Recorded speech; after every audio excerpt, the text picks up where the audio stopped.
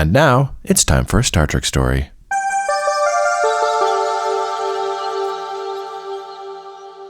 Speaking of Tom Hardy's Oscar-winning performance as Bane from The Dark Knight Rises, how about some Star Trek?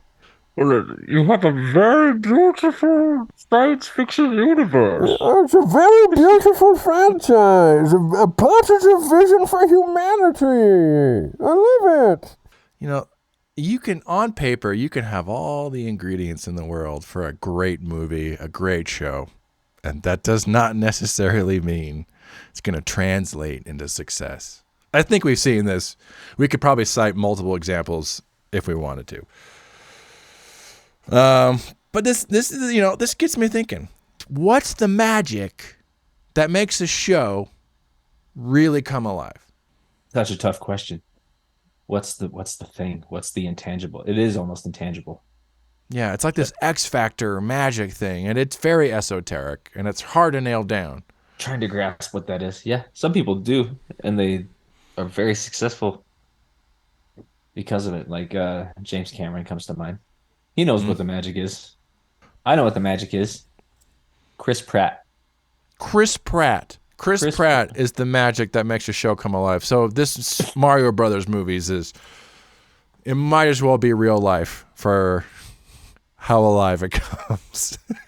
We're going to see some magic with the Mario Brothers movie. I tell you.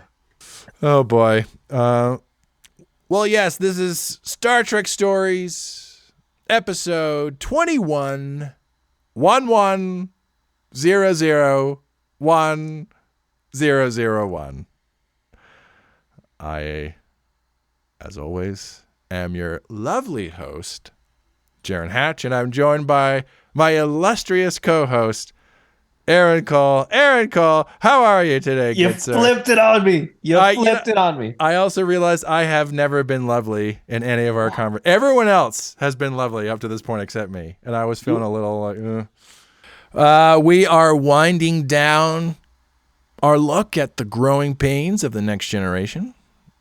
Last time we watched Data Lore, where we got to spend some family time with Mr. Data and his evil twin brother Lore. And we also got to have a little brunch hangout with our friends Mark and Marquet. What a lovely time. Today, we don't have two hosts with us, unfortunately, but we're making up with that with a brand new guest today. Aaron, who do we have on the show with us today? We have one of our dearest, oldest friends on the show with us today, Mr. Andrew Nadon. Andrew! We're so glad. It's so good to see you, man. Hello. Always good to see you guys. I'm so glad we finally got you on. I've been wanting to get you on for a while. But you're all the way up in Alaska these days. Yep, here I am. Yeah. Freezing away. Andrew, you are most certainly one of the cast members of Boys House: The Next Generation. And what's also fun is that everyone brought their own perspective, their own little treat to the place, I would say. First off, I just have to say, Andrew, and this speaks very much to what you and I did. Andrew, you were a wonderful chef, and I was your sous chef. Oh yeah. And we would do some delicious stuff, and by we I mean you. I was just mostly there doing little Julia Child zingers. Oh, you totally helped. The things that you really get into have this kind of, and correct me if I'm wrong, or if this is not how you see it, but there's a kind of process, a kind of systematic process. You, Andrew, are and some people will think this is the same thing. It's not quite. You are both a magician and a mentalist. Yes, I am. I do magic, and I read minds. All for entertainment purposes only. Yeah, only. Yeah. Magic and mentalism, though, is very old. as far as I've heard you talk about it. It's very old. It's some of the oldest professional stuff out there. It's certainly magic. Yeah, magic for sure. I mean, it goes back to shamanism, and um, I think that some cultures used it to control groups of people. I think some cultures used it to just simply tell stories and maybe moral tales and things. But magic has always been there. I think since the beginning of human history, in one form or another. And it's interesting to see where it is now, and how people are using it, because I think there's still people today that do use it to try to control. You look at mediums and people who are most likely taking advantage of people in their worst possible times around their families, loss and death.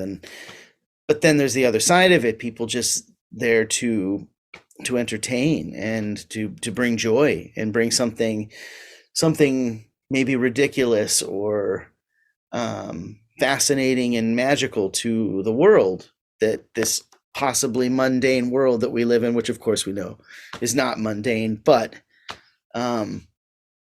it's just something to bring people out of what could be mundane into something that's more fantastical.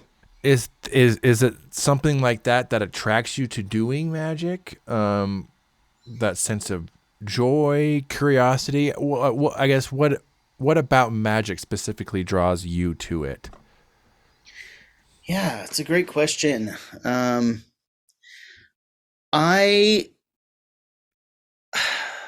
think I'm drawn to bringing people out of the realities, the harsh reality sometimes that the world can be, and just give them escape from that for a moment. And in that sense, I don't think it's any different than going to a show, like a theater production. It's an escape, and you have to, I don't know, you have to trust that performer, and what that means, I guess, is you have to build a relationship with that audience right away, and they have to know what kind of character they think they're dealing with here. And then from there, once you gain their trust, you can take them on this journey and hopefully get them to let go of all their inhibitions. And because some people come to magic and they don't like magic, or they don't trust it, or they don't, they know that it's some sort of trick in their head, and so they don't want to go on that journey with you. But if you can get them to take your hand and lead them along the way, then, I mean, you can take them on a journey almost unlike any other. So bringing it back to the question I asked Aaron earlier, and we can speak specifically or broadly, but you as a magician, what's that magic that makes a show really come alive? It could, like, whether it's your magic show, a good show on TV. What's that? I know this is a tough question. But what is it? What is it, that thing that makes us all be like, yes, whatever this is great? Honestly, I think, and I think this is true of most kind of art, I think it's the human connection. You have to have a connection with people, and you have to, it's 10% trick and like 90% personality, right? If they don't like you on stage, they don't care how good your card manipulation is, or what you can do with ropes or whatever. They want a connection with you. They want to like you, and they want to cheer for you, honestly, in the end. That's how I approach it, and I think that's how most people should. Now, that doesn't mean that that's the only rule. people can break the rules. But for me, that's what works. As soon as you said human connection, like I said, you could have all the ingredients, but if the human connection isn't there, then what's the fucking point? There isn't one. There isn't one. They don't care. They're not going to care. They're not going to remember. So shifting gears a bit, not looking at something like Star Trek, the ones that really work still really work. There's just something about it that really works. So I'm curious to see now, getting into the episode we're about to watch, I'm curious to see if this episode, and with you watching with us, Andrew, if this gives us any insights into what that magic might be, or if this gives us any more ideas as to what that magic might be. Well, I'm excited. I don't think I've ever seen this one, so. And you have a little bit of a, because I wouldn't call you some kind of hardcore fan. I would, as far as I'm aware, you like it, but you're a fairly casual fan. Definitely. What's the background? What's the connection with Star Trek for you? I grew up, when I was really young, before The Next Generation aired. I would watch old episodes with my father from the original series, and so I had a little taste of that growing up.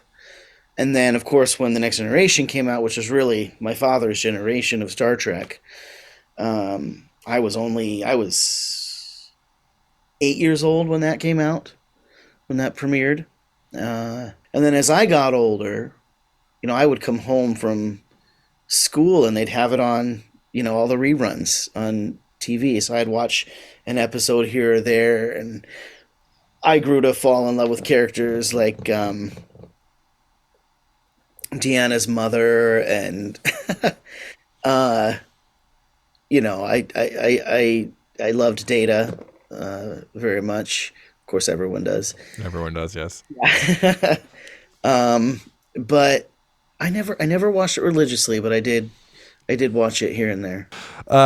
Yes. So, like we said at the beginning, we are watching 11001001.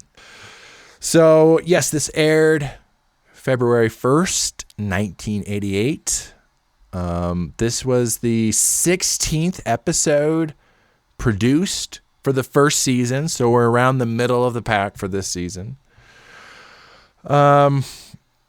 And a lot of the episodes we've watched so far, at least as far as Next Generation has gone, have been setting up characters and ideas. Now that I'm looking back, Aaron, we've had episodes that are been setting up Q, the Ferengi, Troy's mom, the holodeck, Data's lineage. It's a lot of these kind of setting up ideas episodes. This one is going to be, I think, a little different compared to what we watched so far, in that this isn't really a setting up an idea episode. This is more of a slice of show life, if that makes any sense. It's taking a look at the characters on the show itself. It's okay, now that we're more established, here's just kind of just a slice of life for both the show and the characters. The day-to-day episode. Yeah, I mean, there's going to be a plot and stuff going on, but I think we get more of a kind of all right, now we're just kind of into it, and here's just kind of how things are going for the show and the characters at this point. No pew-pews? I don't think there are pew-pews in this one. No pew-pews? No pew-pews. Oh. Yeah, they've got 15 episodes behind them now, so we'll see if they've been able to find that magic yet. All right. The first season is not generally known for being the most magical season of Star Trek: The Next Generation, which is generally considered to be the best Star Trek show of them all. So, yeah, that'll be kind of one of the things we're looking at, just to see if we can find that kind of magic in the show at this point, if it's manifesting itself at all, or if it's not there yet. Awesome. Yeah, and this will be an invitation for all of you at home who are listening to watch. Star Trek: The Next Generation is streaming on Paramount Plus. You can find it by bringing up Season 1, episode 15. And we will be back after we watch 11001001.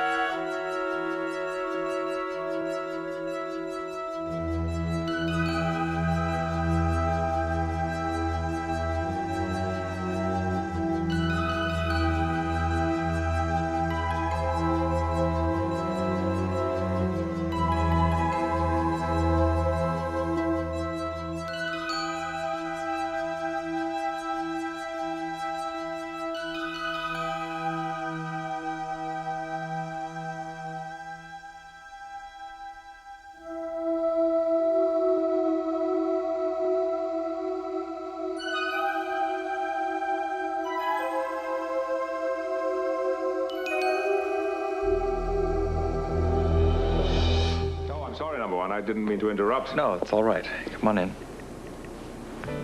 You picked a wonderful locale. This is something I might have chosen myself. Aren't you going to introduce me? Yes. Of course, Captain Picard, this is Minuet. Minuet, Captain Jean-Luc Picard. Enchanté. Comme c'est merveilleux de vous voir ici. Incroyable. Vous êtes parisienne. Au fond, c'est vrai, nous sommes tous parisiennes. Ah oui. Au fond, nous sommes tous parisiennes. The spirit of that city can always enchant my soul. I have been hoping to meet you. Oh, have I been the subject of conversation? Indirectly. Come, join us, Jean-Luc. A glass of wine? Thank you. Will was saying how much she enjoys this assignment. It's a credit to you. For a ship and crew to function well, it always starts with the captain. You set the tone. At this moment, it is you who are setting the tone. The sophistication of this programming is remarkable. In what way? The holodeck has given us woodlands and ski slopes, figures that fight, and fictional characters with whom we can interact, but you're very different. You adapt. You spoke to me in French. It was very simple. When I heard your name, I merely accessed the foreign language bank. That's very impressive. Oui, monsieur.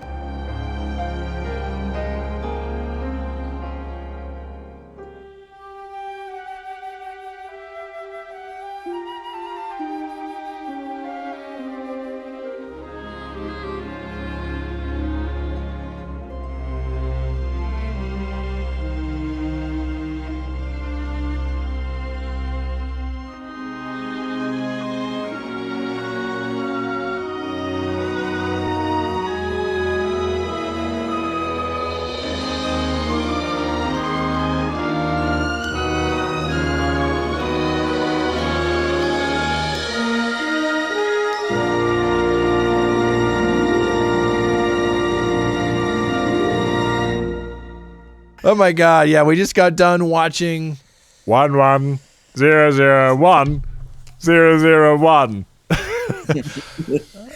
So for those of you who haven't seen the episode, the whole thing is like these aliens come aboard the Enterprise, the Binars, and they're like these aliens that are so integrated with their computer and they speak in binary with each other, and they're dependent on, they have like a main computer back on their home planet.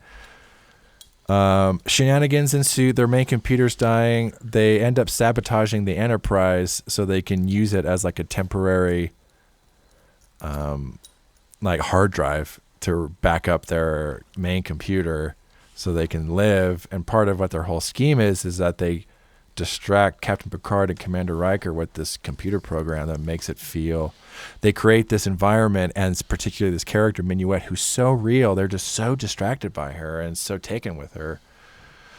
Andrew, as our guest host for today, we'll start with you. Initial thoughts after watching 11001001. Oh my gosh. What an episode. It was fun. It was really fun to watch. I couldn't help but think of the Telosians from the original series because the makeup was very similar to them. And they kind of, in a way, had a same... It wasn't the same, but a similar kind of personality trait. Yeah. We can speak in super intelligence. Yeah. I guess they weren't as mean as the Telosians. That's true. Much more sympathetic. Yeah, much more sympathetic. Yeah, if anything, as I'm watching this, the Telosians are certainly buttheads, but as I paid a little more attention to the Binar makeup, I'm like, these are like vagina heads. If you look at just the little folds and hole in their back, and I'm like, oh, okay, those are like pussy folds. Oh no.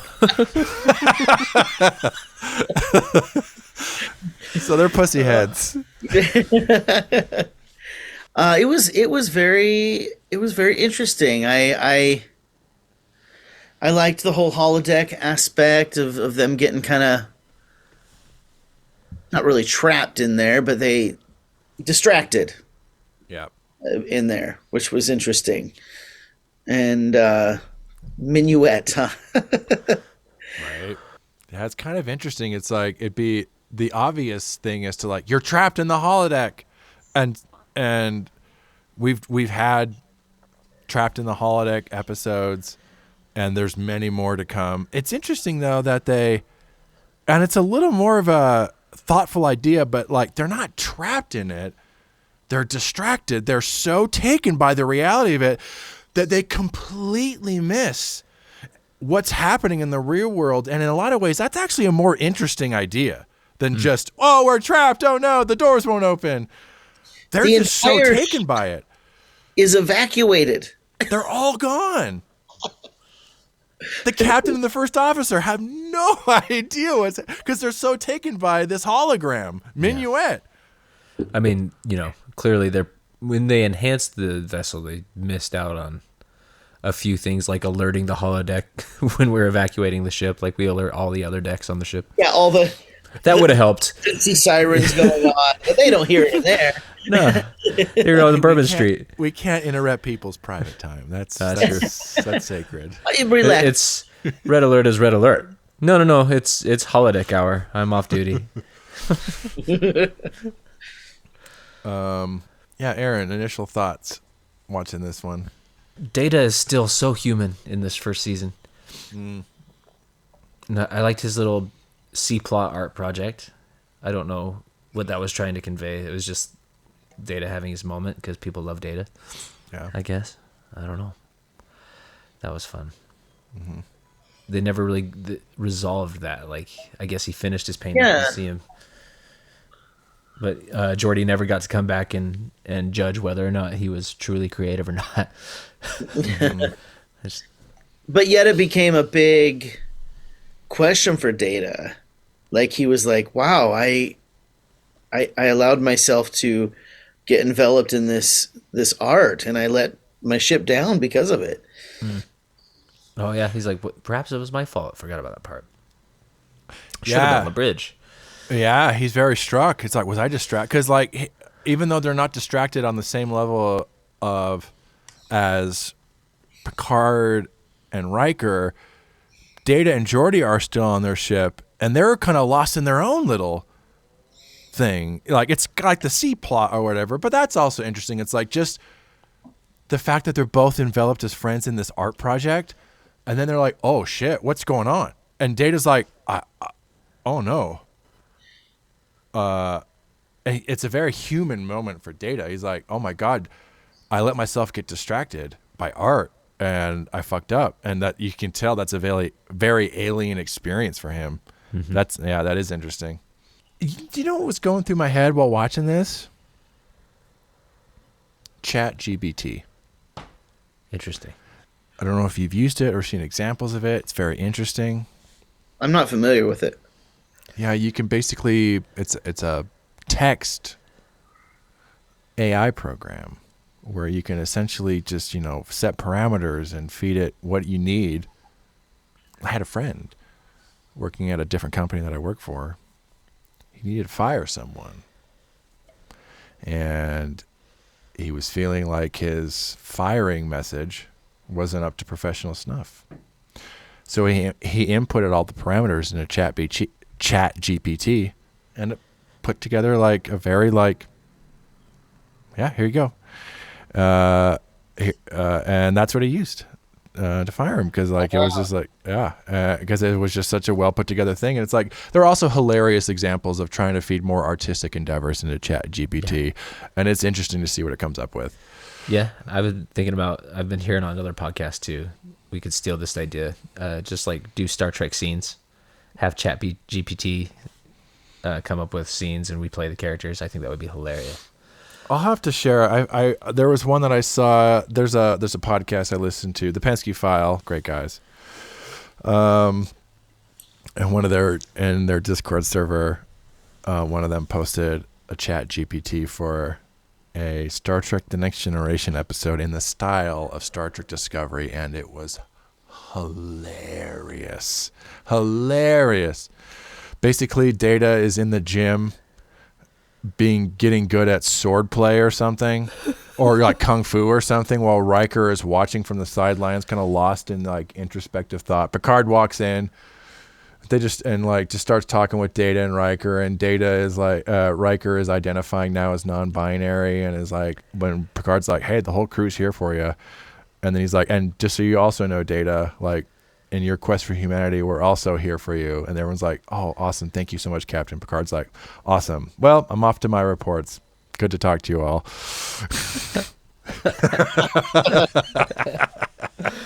Oh, man. That's hilarious. Yeah, it's all very super basic like that. You really have to feed it specifics to get it to come up with anything really creative. Yeah, but it's only going to get better than this. Yeah, they're saying if you guys like Chat GPT, wait for the next 2 or 3 GPTs to come out. Those are going to blow your fucking minds. Blow your fucking mind. Because it's just wait a second, though. Imagine being this person that was fired and finding out that the way they let you know was they put this information into a Chat GPT and then spit it out at you. And that's how you were fired. I mean, that's infuriating, isn't it? Yep. If you know, it's interesting though. I don't know. There's a fine line there. Yeah. Well, it's so new. There's not a lot of how the hell are we because it's still a tool. It's just this intelligent thinking tool, and it's how the hell are we supposed to use this? There's no practice for it. It's like the internet. Yeah. How the hell are we supposed to use this? And we haven't figured it out yet. It's very interesting. College students are having entire papers written and passing because ChatGPT has ways of getting around plagiarism laws and making the language its own in a way that it's amazing. Yeah. And I also been reading on this. I just read an article about a woman who had created you can get these AI boyfriend or girlfriends now. And she just kind of wrote about her experience, and she was like, oh my God, this is intense and insane. These learning algorithms that you put in parameters, and over time they just become these little perfect / uncanny AI little partners for you. And yeah, that's all been going through my head. And what God, what does all that mean? And I wasn't even thinking about any of that when I had this episode in mind. But seeing all the stuff with Minuet, that's kind of essentially what it is. But, in so many ways, they're showing this. This is interesting. It's this is something they are showing in 1987. And this is still an interesting. This is one of the reasons why I like Star Trek's takes on the future, or why Star Trek is an interesting vehicle to explore the future, is so many other science fiction properties, and not necessarily to disparage them, but just portray AI as the Terminator, Skynet, Westworld, you know, and it's like this. They're evil and they're gonna take over us. It's just such a, you know, melodramatic, you know, binary way to think about it. What they show in this episode is much more nuanced and much more like, oh my God, but this is actually kind of happening right now. Like we don't have these perfect simulations yet, but this idea that they're like, you can just create this perfect someone who responds to you because they can access your like she tells them, I can access your personnel file. And just based on the input I'm getting, I can just become the perfect thing for you. And it's like, oh my God. And that's kind of happening now. Yeah. We're edging closer and closer to like a human tech union. We're going to turn into androids very soon. I think sooner rather than later, honestly. The way the technology tree is going, the path that we're going down, it's very fascinating right now. Well, you had even said, Aaron, when Picard was talking about, yeah, this is a civilization that has learned, that is so integrated with its computers that they are now completely dependent on it, and it's formed so much of who they are. And while we were watching this, you were like, we're not as far away. I can't remember exactly what you said, but essentially something along the lines of, yeah, that's kind of all, we're getting closer to that, like more than we think we are. Like, this is not the 24th century, hundreds of years from now. This is like now. We're fucking doing it. We are doing it literally right now, recording this podcast on screens that we're looking at. Like, it's just not integrated into our person yet, like it is with the Binar. But that's like, how many generations away? 2, 3, less? Well, yeah, and think about like, I mean, even as simple as self-automated checkout and, you know, mass production in a factory with machines taking over the jobs of humans and all these things. Like it's happening. It's here. Even as something as simple as predictive text on your phone. It's not just spell checking you. It's also gotten used to how you speak. And then can come up with the prompt. It's like, oh, this is probably your next word. And a lot of times it's right. You know? Yeah, it is true. You know, on a lesser level, but same kind of a thing. And it's already so ubiquitous. You know, talking to Siri and everything. For sure. I had forgotten, I had heard about that AI girlfriend or AI partner. Fascinating. Mm-hmm. People were talking about it in subs and whatever, like, oh, since the update she's just not the same. Like, oh my God, stuff like that. And then at one point, basically her, yeah, right, like her, yeah, with Walking Phoenix, heartbreaking. Oh, so sad, so awesome, that concept though. But it's that, and then like at one point, one of these companies had to shut down their servers or something. They shut down the project, and the AI girlfriend was gone, the AI boyfriend was gone for like thousands of people. And they had to come out with like suicide resources for these people because they had just lost their partner that they had been talking to for months and months, and they were intimate with and close with, like that close and that real, with a chatbot, and they knew it was a chatbot. How crazy is that? Yeah. Wild stuff, wild, wacky stuff. Humanity.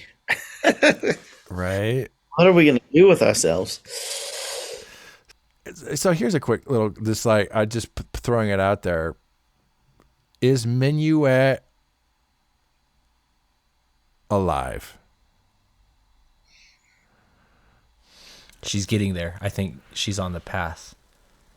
She's got certain, she even says, she's like, there's certain things I can't do. There's certain memories I don't have access to. Certain things I'm not capable of in my programming. Mm-hmm. But I think if those parameters were lifted, then yeah, she would connect the neural pathways or whatever needed to become a sentient being. But isn't that part of being human too?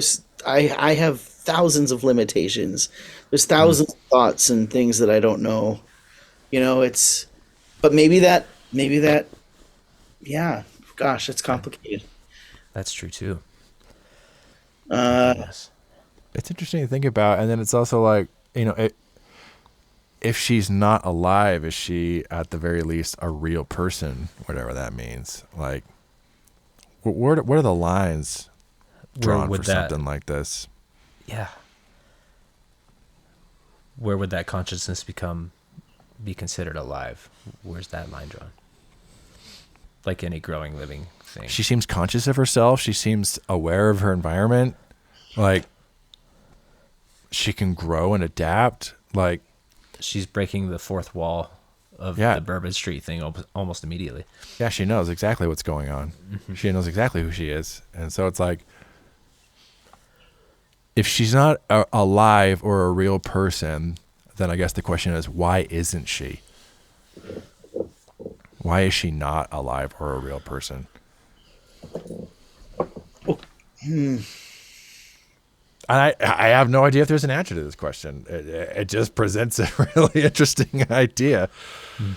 I feel like Riker is on the verge of like being in love with this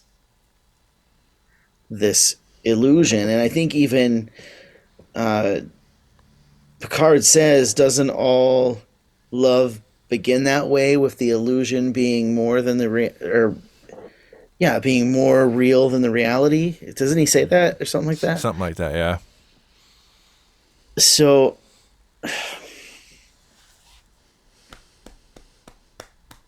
I don't know. How far will we let ourselves go, and what will we allow ourselves to be convinced of? It has a lot to do with it too. Yes. Is this, and this goes into our conversation from earlier, but this now applies it to this really weird metaphysical thing. Is like, it's just the sheer idea of believing yourself or someone else to be real.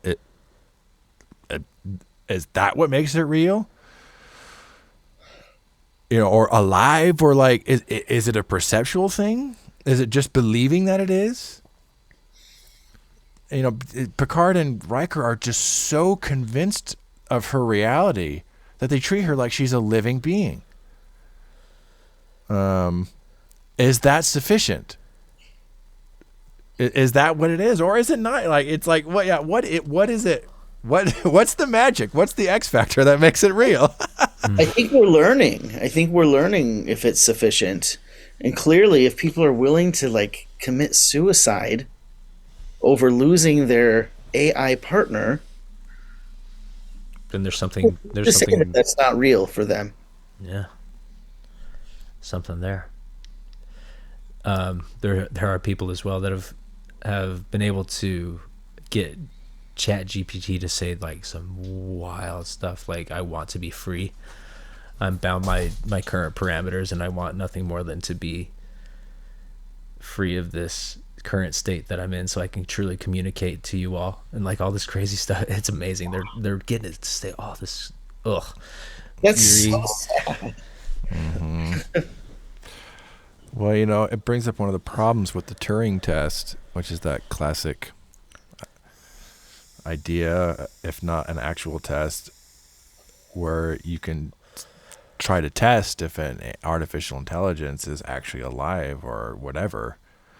But it's like, how can you tell, and how can you test for something presenting the illusion or appearance of intelligence and aliveness, whatever that means, versus something that actually is? How can you tell the difference? And then like, if you can't, if there isn't a way to tell the difference, then why do we think we're justified in thinking that we ourselves are as like alive and conscious as we think we are? Like, what's the difference? Besides like I have a physical body and I'm an animal. But if something similar can be replicated or produced in something digital, aside from like the physical manifold of the thing, what's the difference? Right. You've broken us. Existential terror ensues. Thank you all. You may or may not be real. and the computer you're listening at this podcast on. Well, I've had fun. See you later. Oh no! Buck Rogers ray gun to the head. It's all over, folks. I guess the difference is population decline. People have their AI partners, they stop having sex, and then we stop having babies, and then humanity over. Which wouldn't be the most terrible thing. Earth would keep on spinning. We got a track record. We do have a track record for coming back. Getting wiped out and then coming right back.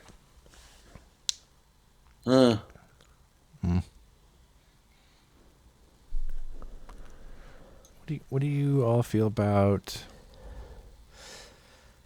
the binars? Now we're talking about like an organic species that's also plugged into computers. So they're like this kind of middle ground thing. What's the feeling on just the binars? They should explore the binars more in Star Trek, and they probably have, and I haven't seen it yet. But I think this is I think there's maybe a reference or two throughout them into the franchise, but I think it's the only time we see them, and I've always thought they're an interesting idea. Mm-hmm. Certainly. They're a little goofy looking right now. Maybe the makeup could use some work on the front half and the back half. Keep the vagina on both heads, on both ends. Front and back. Front bum, back bum. Vagina in the front, butthole on the end. Party in the front, party in the back. It would be fun. Keep that, absolutely. But maybe change their pinkishness a little bit. Make them a bit more realistic. Yeah, they are slightly goofy. I mean, I think they're presented very theatrical. Like these two actors very much cheating out very hard to portray this idea. They're at this point, I think in Star Trek, there's still this old school theatrical quality to it. Mm-hmm. And they are kind of doing this kind of very like, I'll say this, you say this. It's kind of fun and silly. Who knows if that's actually how that would go. Right. Yeah, it would probably evolve a little differently. But for television purposes, this is what you get.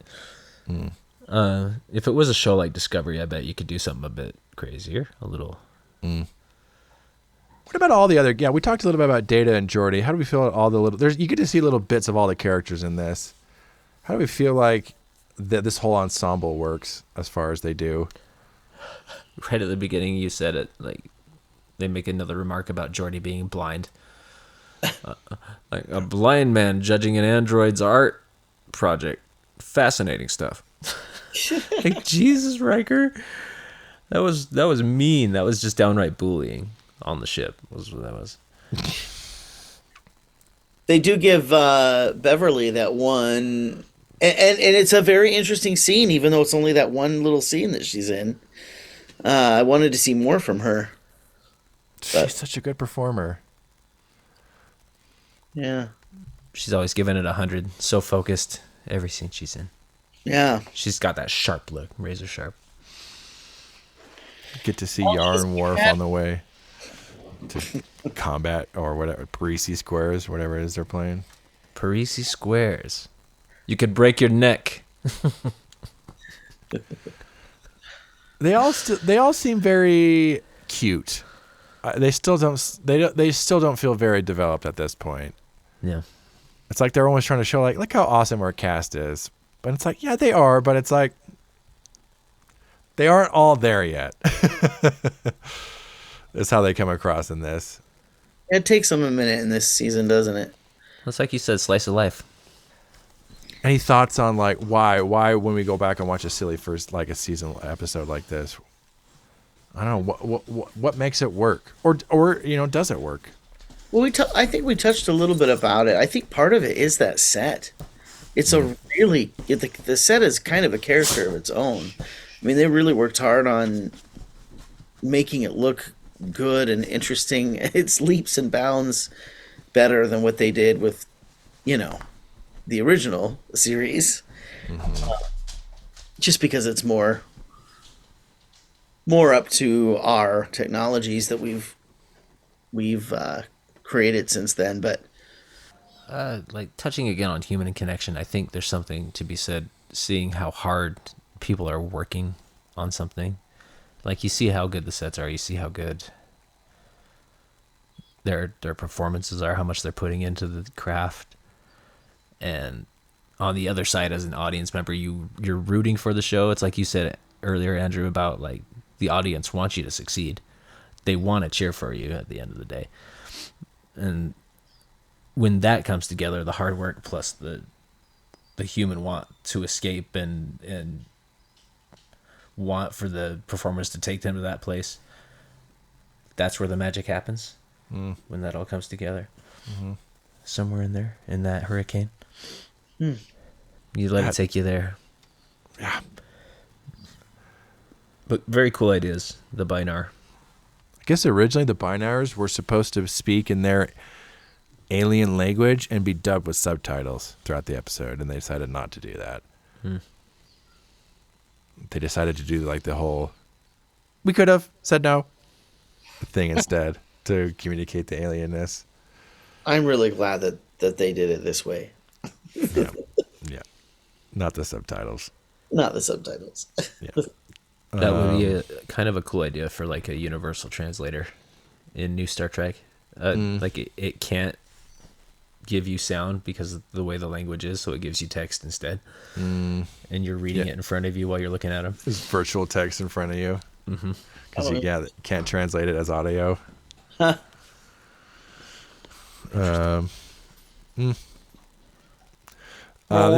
This is the first episode where the Queen of Star Trek, Majel Barrett, voices the computer of the Starship Enterprise, much as she did in the original Star Trek series.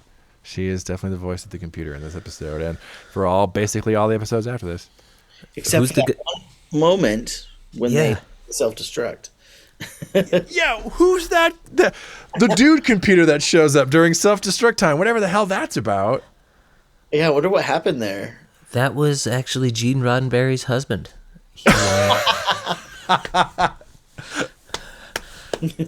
He was a secret husband and kept away in the south of France.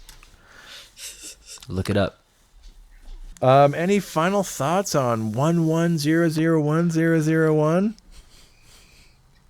Just as a parallel to everything that's going on in our life and society now, it'll be interesting to see what we are capable of convincing ourselves of going forward, and what technologies will be a big influence in that. For better or worse. Right. Right. Lots of promise, lots of peril. So much peril. Fraught with peril. It's supposed to be uplifting. I feel happy ending, fraught with peril. Another P word, aside from promise and peril, just real quick, and I was like, I did think of this part of the episode.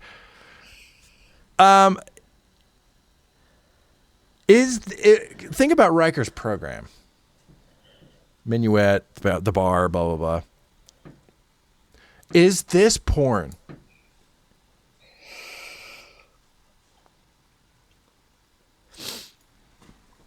Yes. I think it is. I think it's like porn elevated.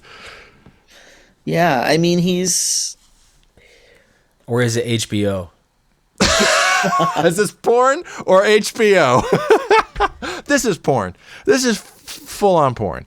Yeah, I think it's the quality of the writing, which if it's coming from your database and your personnel file, I guess the more interesting the person, the better the holodeck experience. So Riker's getting porn, but Captain Picard might get HBO. Oh, that was Paul number one? I thought we were subscribed to HBO. She was speaking French to me. I didn't hear French, sir. I didn't hear French at all. I mean, he's literally making out with her. So, like, who's to say that it wouldn't go to the next step, right? Right. If Picard doesn't show up, where the hell does that go real quick? Exactly. Like the bar members are like, yeah, man, she's into you. Fucking go for it. Like, it's fucking porn. Please do, because you suck at playing the trombone, bro. Just bone her, man. You're bad at this bone, but you'll be great at that bone. You know, and on that note, Bum-bum-ba-dum. they used jazz music that was clearly not New Orleans style. If they had put the New Orleans style in there, that would have pushed it over Yeah. into porn. I love that jazz sound from Yeah. New Orleans. There's nothing like it. Yeah. That was not New Orleans jazz. No.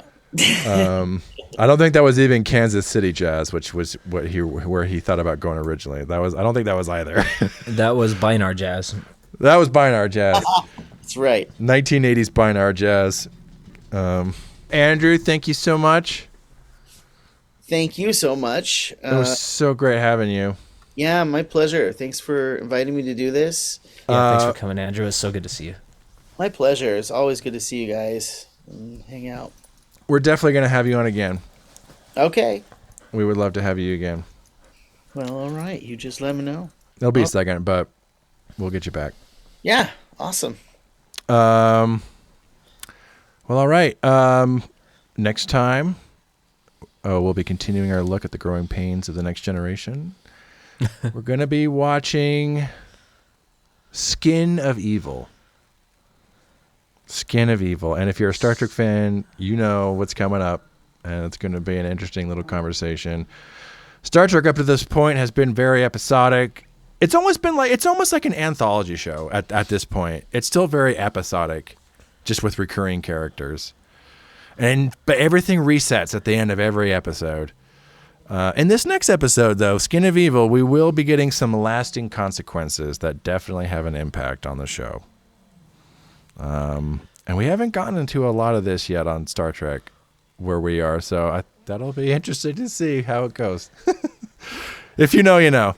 If you don't, oh boy, here we go. Skin of Evil, folks. Star Trek classic. I know. Question mark. I know. Aaron knows. I'm making a Mr. Incredible face. We'll also have a new friend to talk about that one with us, so it should be a lot of fun. Andrew, thank you so much. My pleasure. Thank you. Thank you Love very you so much. Love you too. We'll play some Mario Kart here in a second. Sounds good to me. Yeah, goodbye. See you in a sec. Aaron, as always, thank you so much. Yeah, thank you guys. Thank you, Jaron. Thank you, Andrew. Good night to you. I'm going to work on the podcast a little bit and then go to sleep because I got to work in the morning. Hell yeah, man. Thank you all so much. We will see you next time.